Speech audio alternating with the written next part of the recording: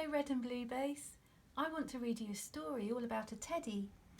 But before I do, can you press pause and go and get your own teddy or cuddly toy and cuddle them up?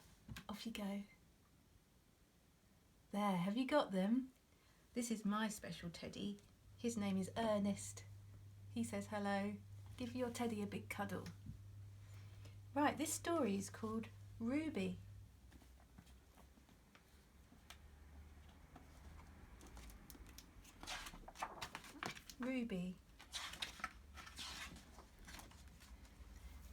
Ruby felt different from other bears, sort of special. Can you spot Ruby in that picture?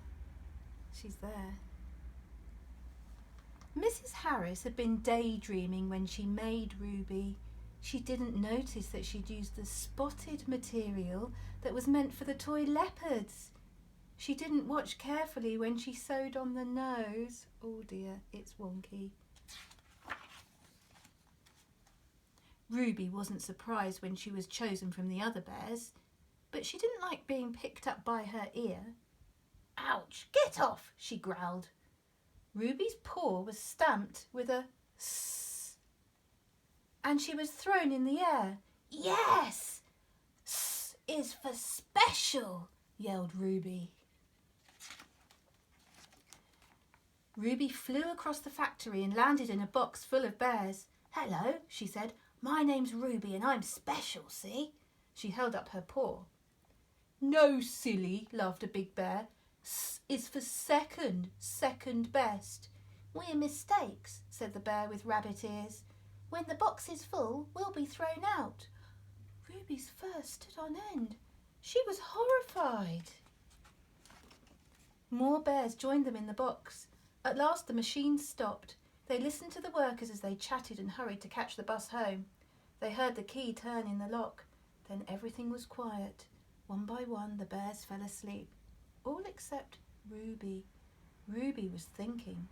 The only sound was the sound of the big bear snoring. Hours passed. Suddenly Ruby shouted, "That's it!" "What's it?" gasped the rabbit-eared bear, who woke up with a fright. "What's going on?" groaned the big bear, rubbing his sleepy eyes. "That's it," said Ruby. "We'll escape." "Escape!" they all shouted, and they jumped out of the box. "Let's go," said Ruby. They looked for a way out. They rattled the windows. They pushed at the doors. "There is no way out," cried a little bear. "We're trapped." "This way," shouted Ruby, rushing into the cloakroom. They found a broken air vent. It was a very tight squeeze. They pushed and they pulled, they wriggled and they waggled until they were all in the yard outside. They ran silently, swiftly, through the night and into the day. Some ran to the country. Some ran to the town. Some squeezed through letterboxes. Some slipped through open windows. Some hid in toy cupboards. Some crept into bed with lonely children. But Ruby climbed into the window of the very best toy shop in town. The other toys stared at Ruby. "What's the S for?" squealed the pigs. "Special," said Ruby proudly. All the toys shrieked with laughter.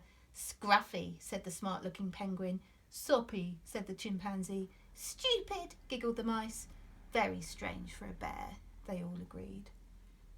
"Don't come next to me," said a prim doll. "Wouldn't want to," said Ruby. "Stand at the back," shouted the other toys. They poked, they pulled, they prodded and they pinched. Ruby pushed back as hard as she could, but there were too many of them. So Ruby spent all day at the back of the shelf. Then, just before closing time, a small girl came into the shop with her grandfather. They searched and they searched for something different, something special. "That's the one," said the little girl. "Yes, Susie," said Grandfather. "That one looks very special." Can you guess which one she's chosen? Ruby looked around her. "Can they see me?" "It's me they're pointing at! Whoopee!" "We'll have that one, please," said Grandfather. The shopkeeper put Ruby on the counter. She looked at the S on Ruby's paw. "I'm sorry, sir," she said, "but this is a second. I'll fetch another." "Oh." "No, thank you. That one is just perfect," said Grandfather. "It has character." "Character," thought Ruby. "That sounds good. Shall I wrap it for you?" the shopkeeper asked. "Not likely," growled Ruby. "Who wants to be shoved in a paper bag?" "No, thank you," said Susie. "I'll have her just as she is." They all went out of the shop and down the street. When they came to a yellow door, they stopped. "We're home, Spotty," said Susie. "Spotty? What a cheek," muttered Ruby. "It's got a growl," said Susie, and she and her grandfather laughed. Susie took off her coat and scarf and Ruby sat on her lap.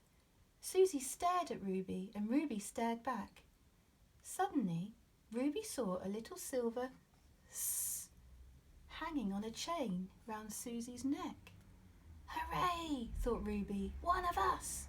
A special!" Do you think that stood for special or for Susie? Would you have chosen Ruby? I think I would have done. Did you enjoy that story? Give your teddy a big cuddle. Bye-bye.